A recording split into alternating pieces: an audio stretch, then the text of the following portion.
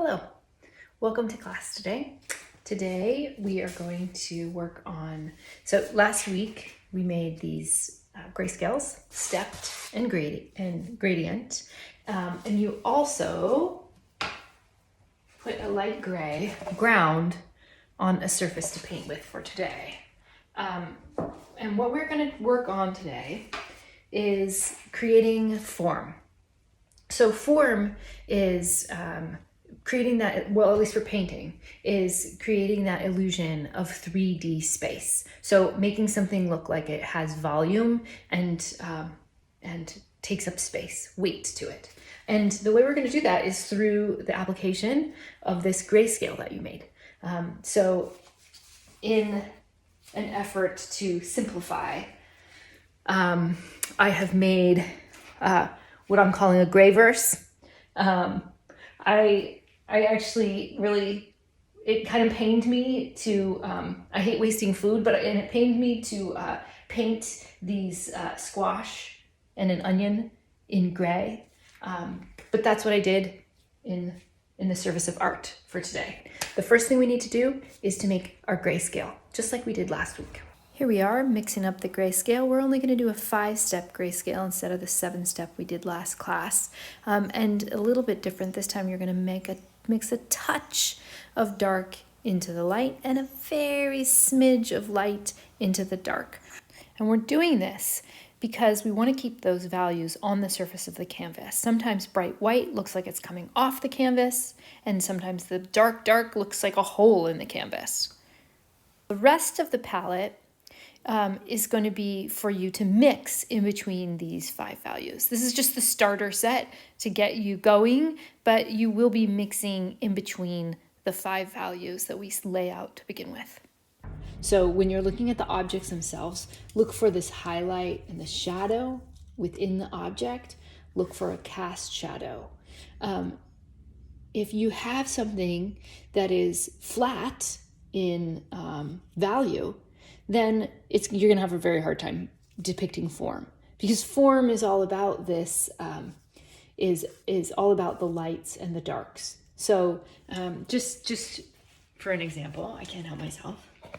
Look, like if we're looking in the direction where the light is coming from, do you see how everything flattens out? Then they just become shapes with values. But as you move around the form, you can see that you start getting that sense of light and that light and dark. And that is what's going to give you the volume that we're looking for in this project. This is about where those objects are going to live on that canvas. So don't let the stems fall off the surface of anywhere, but then also I don't want like little marbles in here. We're going to fill the space. You can take these little brushes that you have and just put them to the side. For this exercise, I want you to use your medium to large size brushes. Big brush, dip it in a little thinner. Now I'm going to go into my paint, and I'm not going to go into the darkest of the paints. I'm going to go into my 1 step up, just because I'm going to try to reserve that darkest of dark for the darkest of darks. Map out the shapes loosely. I'm using thinned out paint, and I'm finding those shapes on the canvas, holding my brush back to the back of the brush. You can see I'm not filling one shape out completely. I'm looking at the spatial relationships between them, and I'm just trying to get a sense right there now of where those shapes are going to live on that canvas. And don't get fixated on one shape. Move around the canvas. Here I am. You're going to want to use your rag to adjust shapes, and this is all being built up right now with loose light washes of color. Just try to map things out. Don't get too thick at this point, and don't get too refined. Here I go back in. I'm trying to redefine where those darks are, always keeping track of where the darks are in there and mapping them out. That you're going to work throughout the picture. Don't get hung up on one little area. You have a color on your brush or a value on your brush. You're going to go throughout throughout the painting and find that value throughout. Here again, you can see I'm starting to add in those medium values.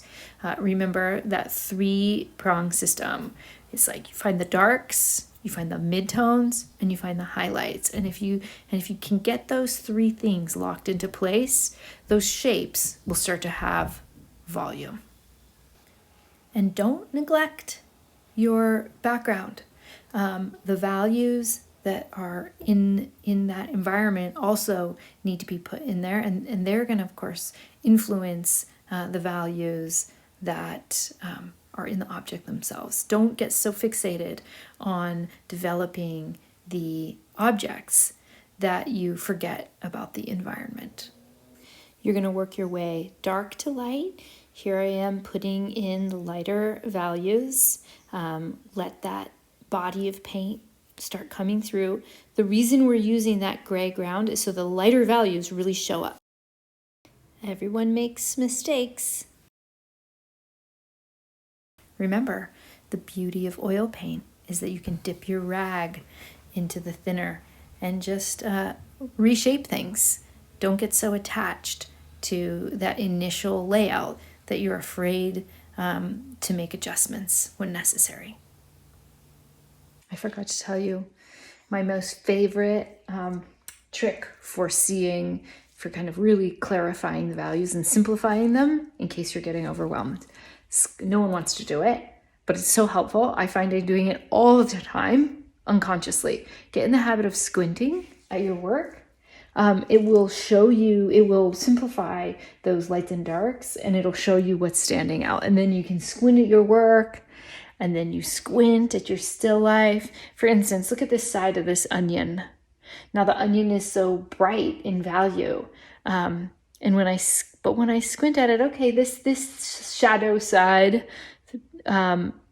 is still standing out, but look at how much my shadow side is still standing out. Too much value difference in there.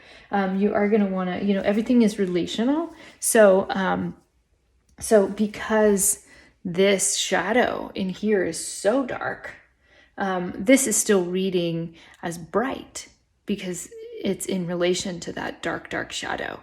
And I'm going to go into my little onion here and just allow this side to get darker so that it will, you can even see it sort of starts losing its form when the value relationships don't make sense.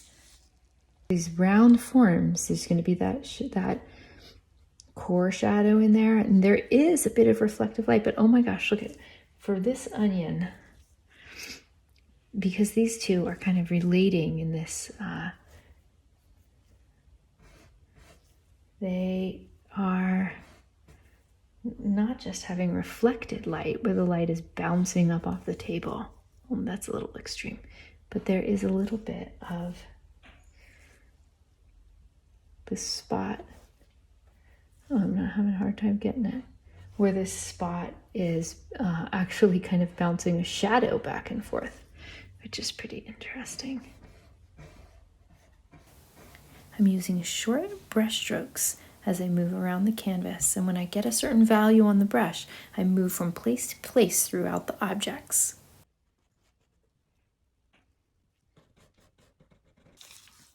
I'm still only using this one big brush. If you use a big brush and you think about the way that you're just touching the surface of that canvas, it's going to keep things light and loose. And then, you're just thinking about the sense of touch as you're putting that brush down, and you're defining the details, but you're still going very lightly and loosely. But remember, paint with a broad stroke. Don't fall prey to minutia. So I haven't gone into my white or light gray yet. I want you to reserve that bright white for only the brightest of highlights. Look at how bright it looks.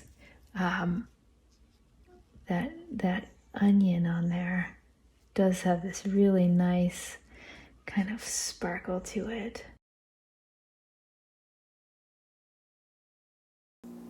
And this is our painting for the day. Have fun developing forms.